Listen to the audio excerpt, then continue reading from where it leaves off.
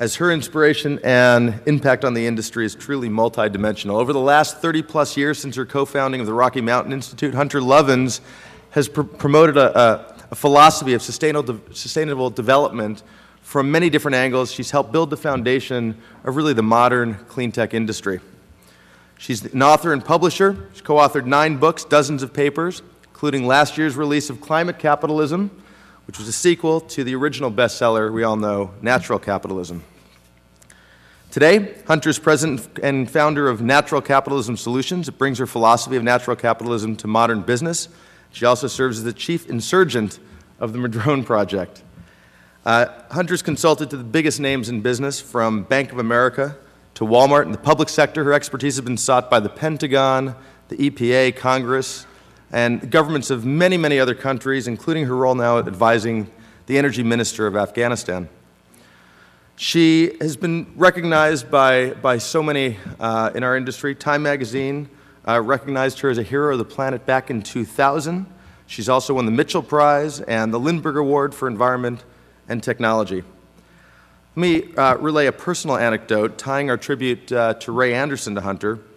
When Ray had that epiphany he spoke about many years ago to figure out how he was going to make interface sustainable, he called Paul Hawken to ask him, is there anyone out there who can help me figure out how to do this? And Paul called Hunter an RMI. And the book Natural Capitalism was in large part based on the work that they did with Interface. Hunter's worked with Ray on a variety of projects until he passed. Today, Hunter's going to give a talk entitled Lead, Follow, or Get Out of the Way. We're honored and privileged to have such an inspirational, and I say outspoken guest here at the 8th Annual Clean Tech Investor Summit. Join me in welcoming Hunter Lovins.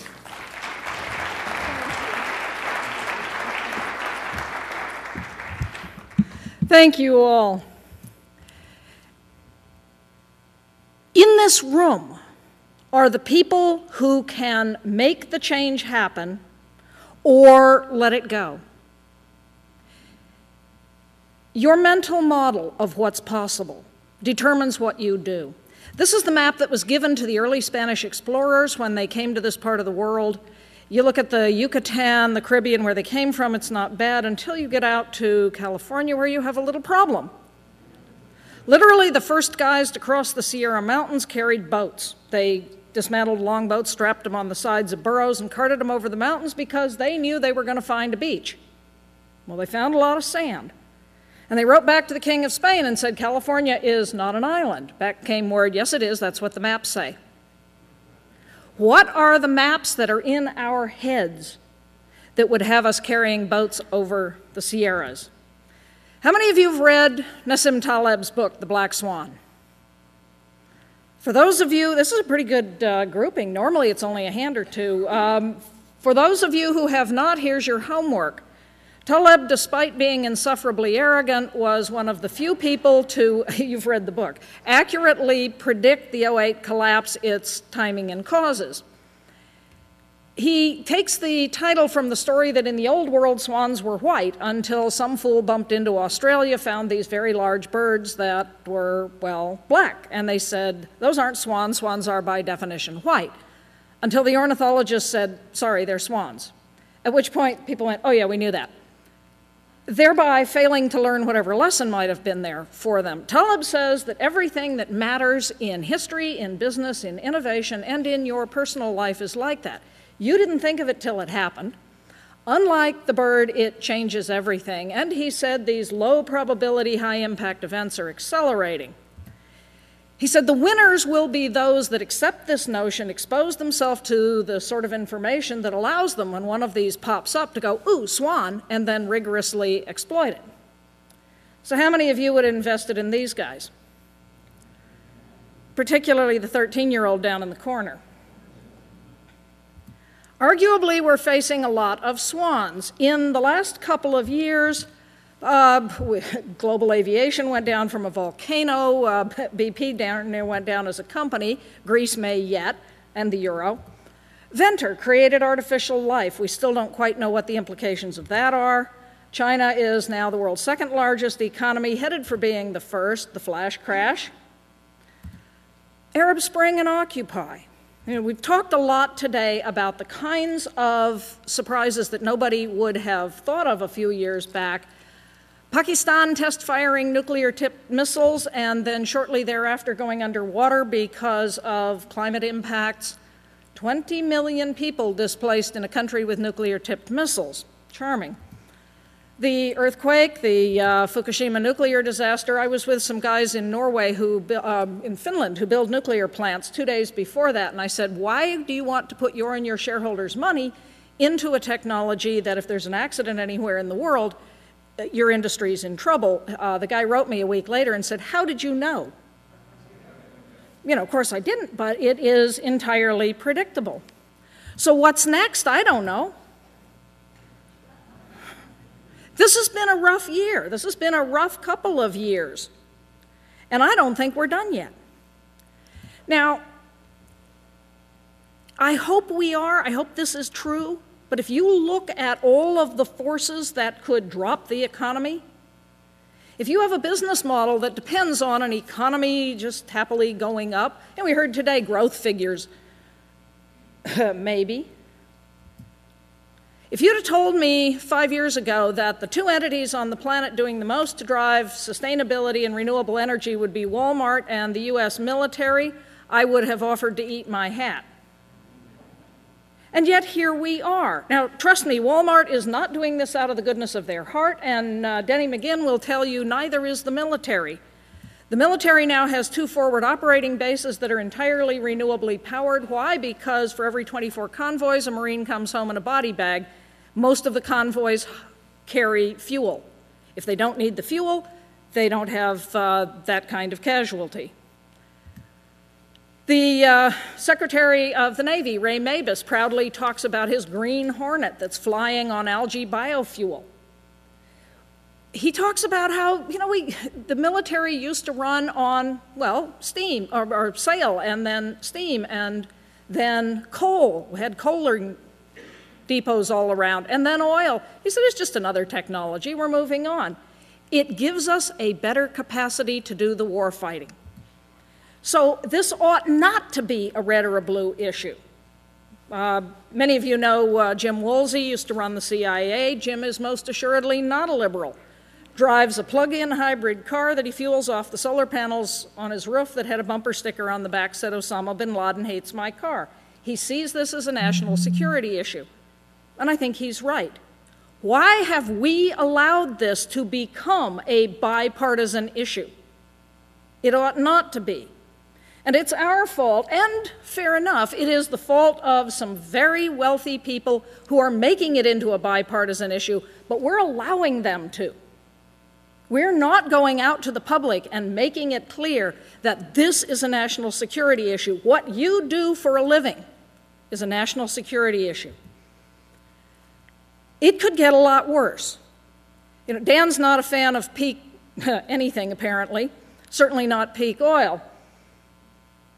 Well, it doesn't have to peak. And if you go back and read M. King Hubbard, it's when you've extracted half the resource that you fall off the curve as steeply as you went up, if Hubbard is right. If Hubbard's right, and the IEA is now saying peak oil 2006, then we're going to be looking at a decline. Now, yeah, there's a lot of oil, there's a lot of gas, there's a lot of that stuff out there, but then you heard Dan say what may be gone is the ability to extract it at a cheap price point. And, you know, for years, the IEA reports made excellent bedtime reading. They'd put you right to sleep. Until 2007, when they acknowledged that because of some idiosyncrasies of Mideastern oil supply, maybe we could see some constraints. What happened in March of 2008? Oil hit 150 a barrel, 149 and change. What happened in September of 2008? You all know about that one. The economy went off a cliff.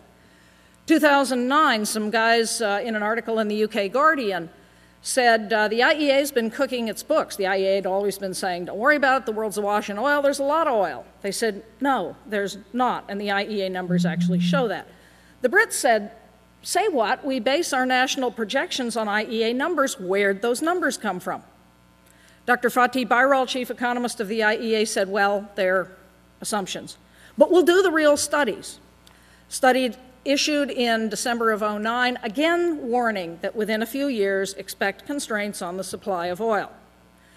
Now, Dan's right. We've had a bunch of different oil crises. What happens is you get a run-up in price, that brings on efficiency, that damps demand, which damps price, so we have this oscillatory behavior, which is wonderful for our economy and for all of your businesses. So do we want to keep on doing that? Well, then comes WikiLeaks. I guess the Saudis have been cooking their books too. And of course, if anything goes wrong in the Mideast, oil prices again skyrocket, the economy again goes off a cliff. How long are we going to keep nibbling at this bullet?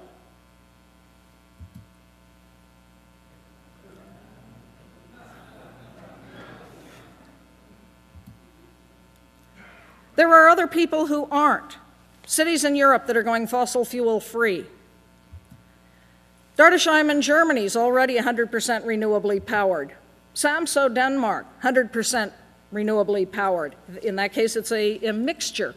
In the case of Dardesheim and many of the other German communities, the community owns the wind and solar. So the benefit is then spread to all the people. None of this makes sense without efficiency. Now, I'm a big fan of efficiency. Many of you are big fans of efficiency, but let me warn you, it will kill clean tech to the extent that you don't count it in clean tech. If you don't do what Dan Esty is doing and integrate it from the get-go. I would argue without efficiency, no energy policy makes sense. It is the fastest, cheapest. It's the foundation of energy policy, whether in your own household, at a city level, at a county, at a regional, at a state, at a national, and an international. And we now know per megawatt saved in a community, you'll generate over $2 million in increased economic output. Over $500,000 in increased wages, and 10 times the number of jobs that you would get from investing in any kind of central station. You want to create jobs? Efficiency first. But if you don't build efficiency into a renewables platform, it'll kill the renewables just as it will kill the coal. And remember those oscillations with oil. Price gets high enough, bring on efficiency, damp price. Here we go again. The McKinsey curve has been cited. Dan Kamen cited it.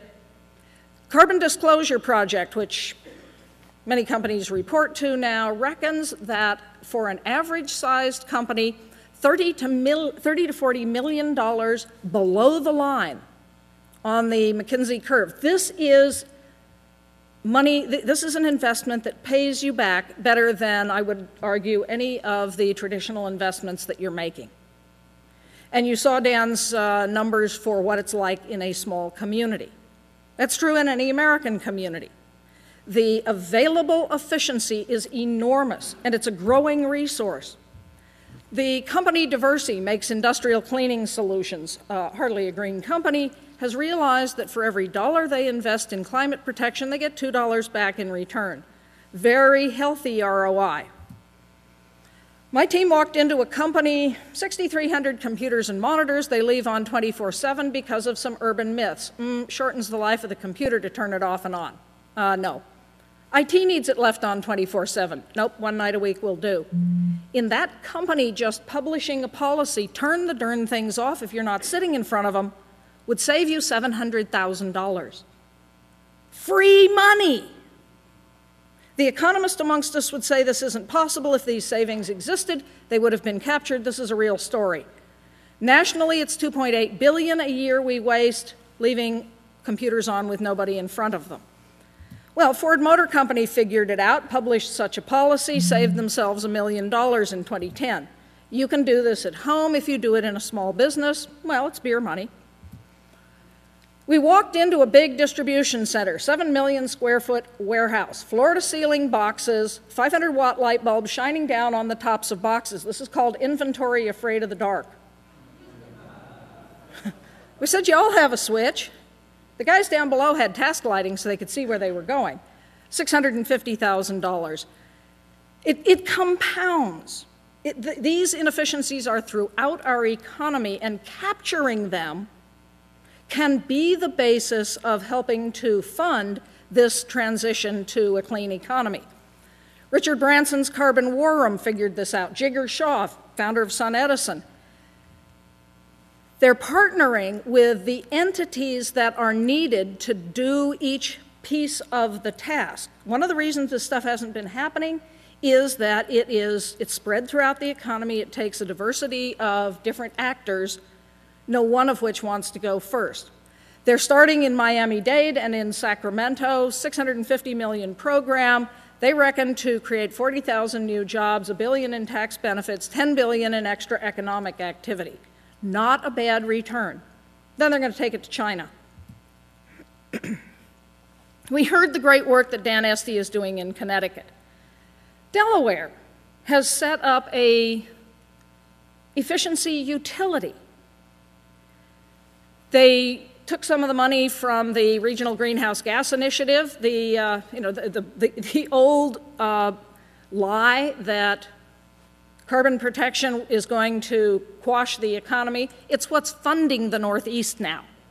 It's what's keeping New Jersey and New York solvent. They've been raiding the Reggie Fund for their state budget. And in Delaware, they decided to use it to fund this program. They want to drive efficiency and then renewables throughout the state economy. 36-cent fee on utility bills. I think we can all probably afford that. A bond issuance, the bond gets paid back out of the savings, and they will then use the pool of money from the efficiency to drive renewables. Policy matters. I mean, we heard that here. Our great governor, I mean, frankly, I didn't know how great Bill Ritter was until we didn't have him. I always want a politician to do more. And in hindsight, we need him back. How about Bill Ritter for president?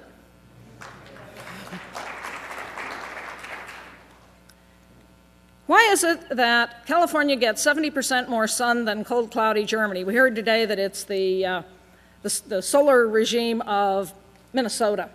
But Germany last year installed 28 times the amount of solar as in California, and is reckoning to be 100% renewably powered by 2050. Why?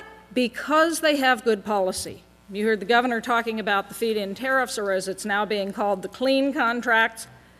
300,000 new jobs created. The north of Germany is now prosperous. They reckon to have solar with grid parity by 2013. Pretty amazing accomplishment. Oh, but you say it raises everybody's rates. We can't possibly have the government subsidizing a technology. Deutsche Bank did a study. Yeah, it raises people's rates, €2 to €3 a month, $50 per year roughly. 8.6 billion total in the first 4 years of the program. What Deutsche Bank also found is, had they done nothing, had they just burnt coal, 9.4 billion euro more. So yeah, you're going to pay more. You're going to pay less more if you have these clean contracts than if you don't. Now, I know that's a hard concept to wrap your head around, but there really is a business case for this stuff, which is why Germany's doing it. It's why Gainesville, Florida is doing it. First municipality in the U.S. to do it. Now Fort Collins is looking at it. The state of Vermont has put these clean contracts in. The state of California is looking at it. Sold out in the first week. This stuff is wildly popular. They've installed 4 gigawatts. Gainesville is becoming the solar capital, certainly, of the Southeast. And again, they're going to have grid parity by 2013. We've heard about PACE financing. This is the other of the 2 really critical policy initiatives. Dan Kamen helped to invent it in Berkeley. I was giving a talk to the 8 biggest institutional investors, the P8 over in London with Al Gore, and Dan came running in and said, "Hunter, do you know what Berkeley did?" Like, no. The assistant to the mayor had figured out that they could use the same thing that businesses have used for decades to pay for cleaning up an alleyway or undergrounding wires to promote solar. It sold out in 9 minutes. Sonoma put it in place, and in the first 9 months of the program, in the teeth of the recession, 2009, 8.4% increase in construction trades in Sonoma. Neighboring Napa County that did not have the program, 3% decline, as was for the Bay Area as a whole. If we want jobs, we know how to get them. These two policy measures, and then as you heard, those paragons of financial rectitude, Fannie Mae and Freddie Mac, squashed the program. So if you do one thing today, and tomorrow tell a friend and spread it around your company and tweet about it, write your representative and support this House bill to ban Fannie and Freddie from interfering with PACE. Now, Sonoma said, the heck with y'all, we're going ahead and doing it. The county had its own fund of money, and it's going forward with it. And the program continues to have enormous success. Solar companies coming and locating in Sonoma. Entrepreneurship. Entrepreneurs need to pay attention to policy too. These are some of my students who put together two separate companies, EOS Climate and AT Dynamics. In each case, they had to enter the policy arena to ensure that good policy got into position to enable their companies to prosper. And about a month or so back, my Crackberry pinged, and it was a picture, this picture. They had just, both these teams had just won California's largest environmental award. Yes, I'm very proud. This stuff can happen rapidly. In Southern California here, we were building a megawatt a week before the 08 collapse. Look at the amount of solar that was brought on in the last 2 years. SCE did a 250 megawatt power plant on roofs spread around the county at a price point eerily close, $875 million to the $800 million it would have cost to build a coal plant up in Montana that was canceled because there the utility commission said coal is no longer the cheap option. In their case, they said wind was. And this 250 megawatt program leveraged another 250 megawatts in private initiatives. Wind. In the last 2 years, we brought on more new wind around the world than the entire nuclear capacity of Japan. I've never heard anybody ask for an evacuation plan from a wind farm. Wind spills, that's a bad one.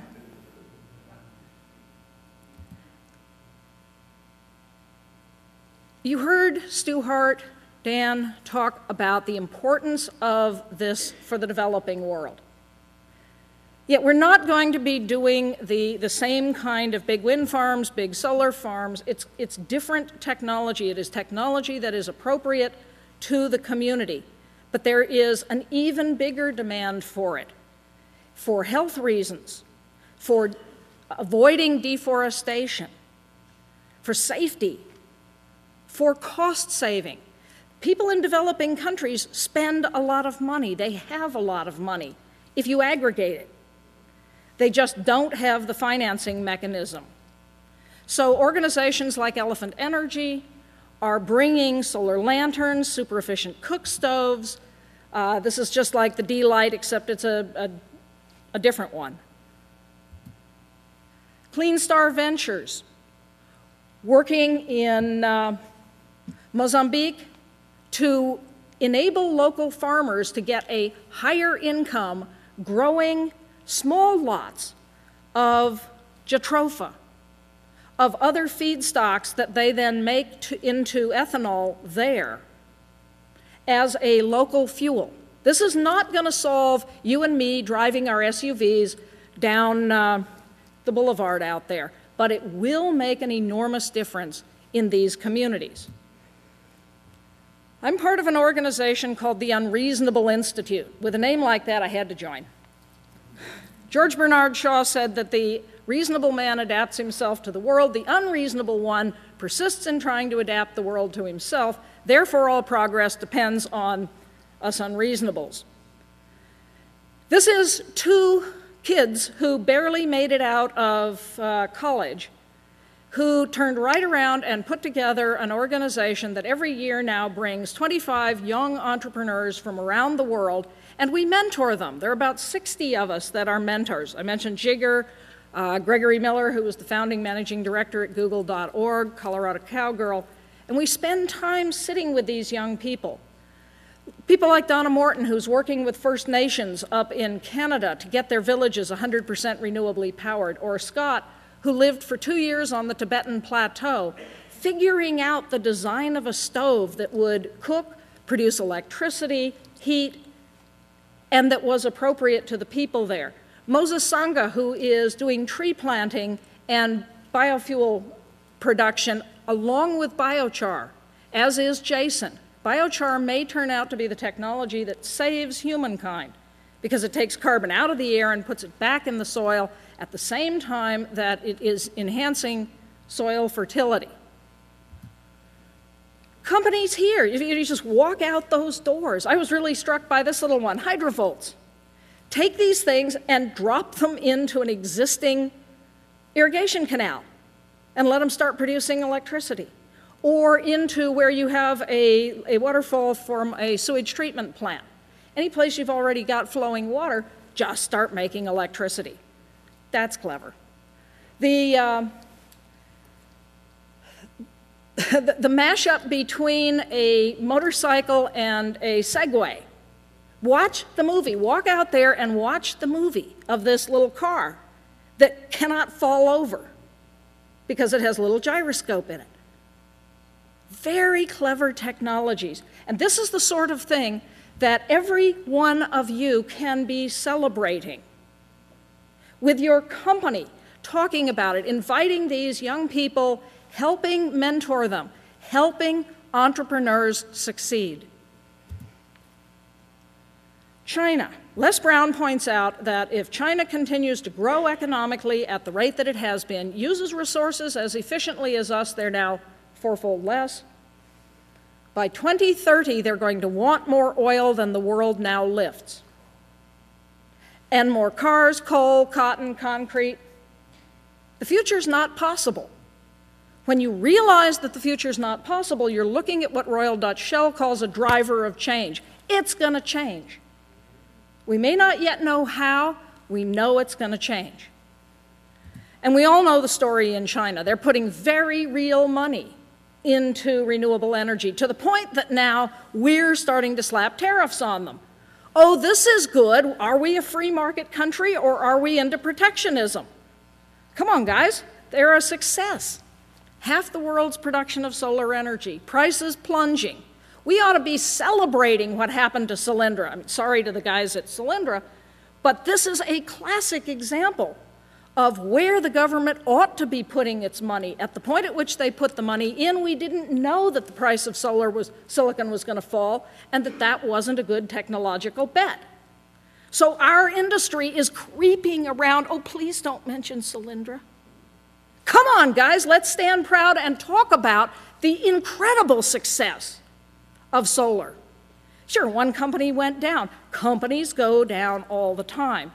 In China, the 11th Party Congress picked the circular economy, this concept by Walter Stahel of cradle to cradle. The 12th Party Congress picked energy efficiency as the basis of Chinese development policy. It'd be nice to have an energy policy, wouldn't it? A megawatt grid integrated on a roof in China. Kind of pretty. Rizhao, China, city of 3 million people, 99% of them have solar hot water. How many of you do? That's why. They know if they can get the volume up, they can get the price down, and they're looking to export. To us! Baoding, China, the young mayor woke up to find that the lake that the city surrounded had died. The industrial toxins had killed all the fish. He said, polluting first and cleaning up later is very expensive. I'm going green. And is recruiting renewable energy companies to come and locate there. It's now the center of prosperity in that part of China. Think about it. Go back to the first industrial revolution when we invented commerce using water power to make iron and textiles.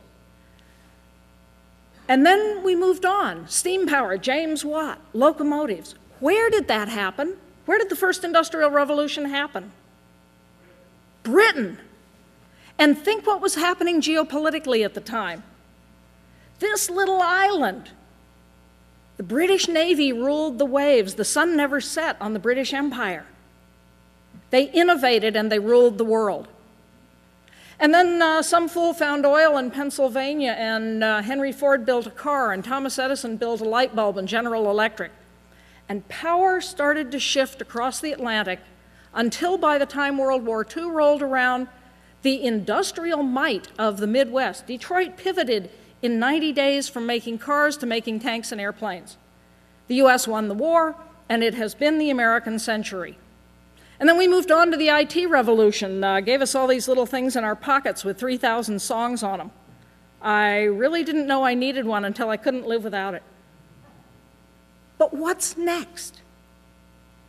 Who is going to innovate? Because on the answer to that question hangs who will rule the world. Again, this is an issue of competitiveness, of national security, and of what kind of an economy are we leaving to our children. We all going to be burger flippers? Not if we have entrepreneurs like Shai. You know, his renewably fueled battery recharging station, he'll sell you a car the same way the phone company sells you a phone at a concessionary rate. Daft, huh? Well, he's doing it in Denmark. Danish Oil and Natural Gas has teamed up. Renault is building the cars. Siemens announced last year they're getting out of nuclear. They see their industrial future as this pan-European smart grid. Big wind off the North German and Danish coast, big wave off Scotland. Scotland will be 100% renewably powered by 2020. Wave off Portugal, solar across the south, biofuels, distributed generation everywhere, all hooked together with smart cars, smart houses, smart everything. This is innovation.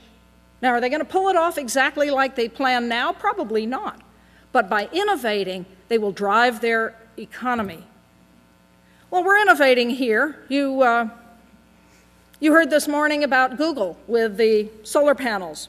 Until Applied Materials put theirs in, the biggest private solar array, and underneath it, the little pull-downs for your car. These are the microinverters that you heard talked about a little bit ago.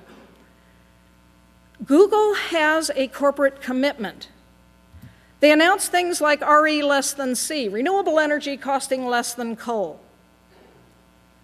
Interesting idea, isn't it? Well, I got a letter about a month ago from a guy from General Electric who said, when Google announced RE less than C, we knew that we had to get with the program. And he said, and we've done it. Our new wind turbine costs less than coal. Solar's next. The reason that this is so important is that we're losing. We're losing badly. Read at least the executive summary of Global Biodiversity Outlook 3. Science from the Smithsonian Institution, Dr. Tom Lovejoy, and a whole lot of scientists. We are losing the major ecosystems on the planet. 3 of them are tipping into collapse. Coral reefs. Sorry, scuba divers. On present course, there will be no living coral on planet Earth by the end of this century.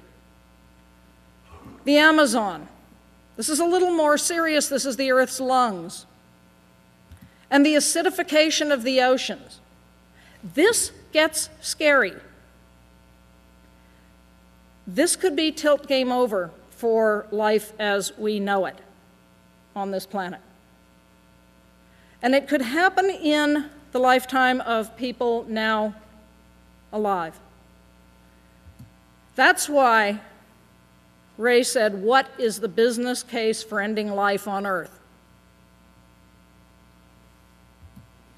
Yeah, the science is uncertain. That's what science is. We argue about it. Here's the science on global warming I like.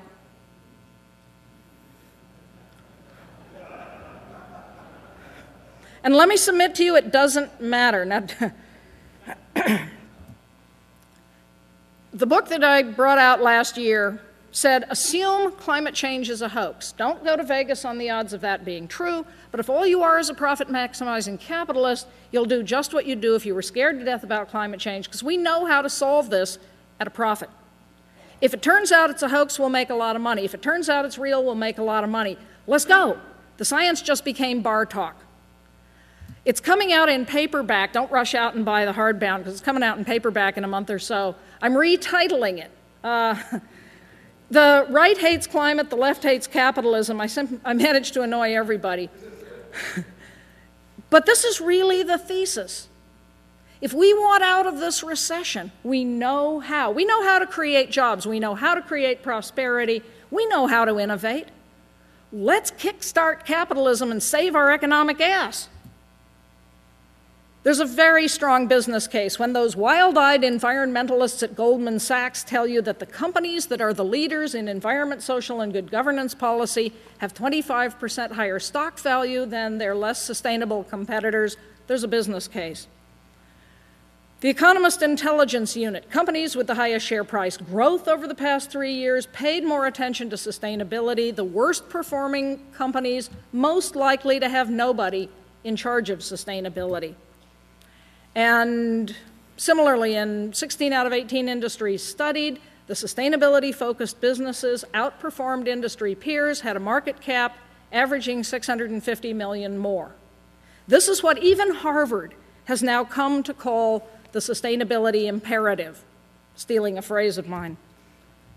In a country with no price on carbon, new study out from Notre Dame, the market is implicitly attaching a negative value to the emitters.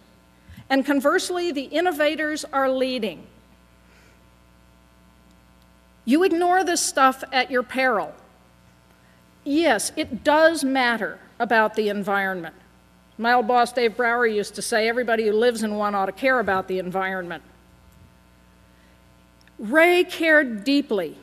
It was what drove him, well, until he died. But who's the next Ray? Joel McCower and I were sitting at supper last night, and he put this question. I was really struck by it. Who among you will be the next Ray? Because we need corporate leadership in this regard. We need it desperately. Who has the courage of a Ray? Who, even when the economy was down, stayed the course? His Mission Zero metrics, which you heard briefly. Now, emissions down 82% in absolute tonnage, fossil fuel use down, water use down, renewables and recycled up, sales increased by 2/3, profits doubled. All of Ray's commitment to the environment, to sustainability, was paid for out of the savings through these measures. It made Interface a better company. One of the things that Ray did to achieve this was to drive employee engagement. And this is now much of my work, working with companies to enable them to tell their employees their sustainability commitment. Because we know, particularly with the young people, they want to be with a company that matters. They want to be engaged. And engaged organizations are more productive. Again, you don't have to care about people, you just have to care about your green bottom line, and you will want an engaged workforce. And we are at a time in history in which American workers feel worse about their job than at any time measured. Every one of you who has employees, think about what it is that you're doing to tell your story. And we're helping companies build web-based learning tools so that their employees can get an understanding of why you're in this business and what they can do as part of their work to drive your corporate values. We need to reimagine. The UN in June, Dan Kamen mentioned it, is having another one of its tedious summits. And I wasn't even going to go until about 2 months ago, a guy who works for me came scrambling into the office and said, "We've just been chosen as the theme for Rio Plus 20. We've got a little project called The Future We Want." Most of what environmentalists do is talk about what we don't want. And kudos to Bill McKibben and everybody who went and got arrested for stopping the pipeline. I mean, I didn't believe it could be done. And they did it. Kudos to them. But most of what the whole movement has been about is what do we don't want? What's the future we want? And the UN has now picked the future we want as the theme for Rio Plus 20. Yesterday, they released a report, Resilient People, Resilient Planner, a future worth choosing. Presidents from nations around the globe.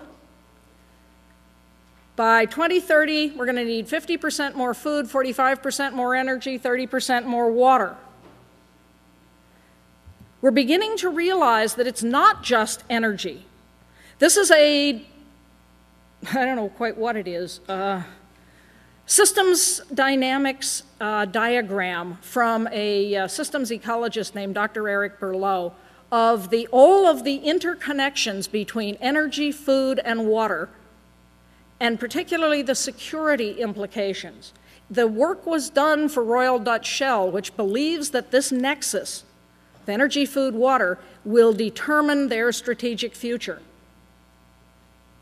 As a community, we need to begin to think systemically and begin to understand all of these interrelationships. I know it's a lot to ask when all you're trying to do is invest some money, make a product, run a light bulb. TED, the end of February. The TED Prize this year is the city of the future. And of course, my friend Joel McCower was out in front of all of this with Verge. The interconnection of energy, information, buildings, transportation. And I guess Joel will be having a conference on this coming up. Pay attention to this concept of Verge. Because if we're going to solve these problems, they cannot be done in isolation. They can only be done by solving all of them together. Masdar. And I don't know if Masdar is going to work. I talked to some of the engineers who said, it's going to fall way short of their dream. At least it was a bold effort. One of the world's largest concentrating solar arrays. A tower that changes color depending on whether or not they're within the resource use parameters of the city. San Francisco, 100% renewably powered by 2020. That's a little closer to home, huh? So if you don't want to go trooping off to Rio, if you don't want to worry about what Masdar is doing, wherever it is that you are, whatever city you're in, set a stretch goal and let's go for it. Dr. Rachel Armstrong, a TED Fellow. What if cities were organic? What if they grew? Bucky Fuller said the best way to predict the future is to invent it. His goal, not a bad one, make the world work for 100% of humanity. And I know tomorrow morning you'll get up and you'll remember this old maxim. Don't take a risk. The second mouse gets the cheese. Come on, folks, let's be like this little feller.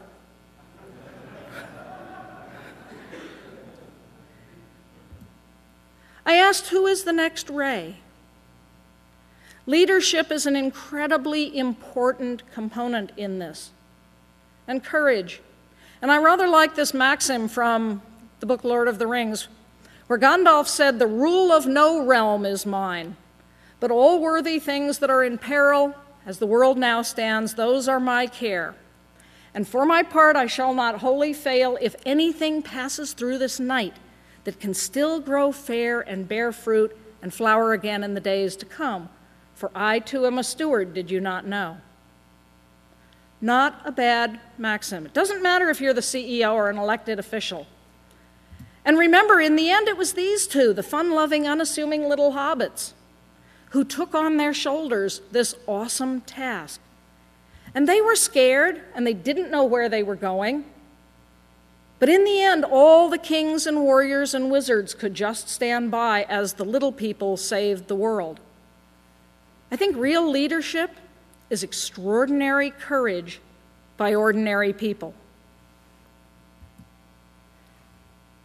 This is the challenge I leave you. We need to transform our entire world. And yeah, it's hard. Margaret Mead said the only person who likes change is a wet baby. And I'd argue the baby squalls all the way through the process. But consider the caterpillar. When this little critter enters the chrysalis, it has no earthly idea what's fixing to happen to it. You ever broken one of these things apart? There's no worm in there, there's no butterfly in there, it's just goo. And if our world today feels a little gooey, maybe it's because we are in the midst of the most profound transformation, probably ever in humankind. But something will start to emerge. Yeah, it's fragile at first. You have, all the technologies we need to solve all of the world's problems. Doing it, implementing it, will bring the greatest prosperity. It is Bill Ritter's phrase, unleash the new energy economy. The greatest prosperity humankind has ever known. Does this sound like a worthy goal? Then let's fly. Thank you.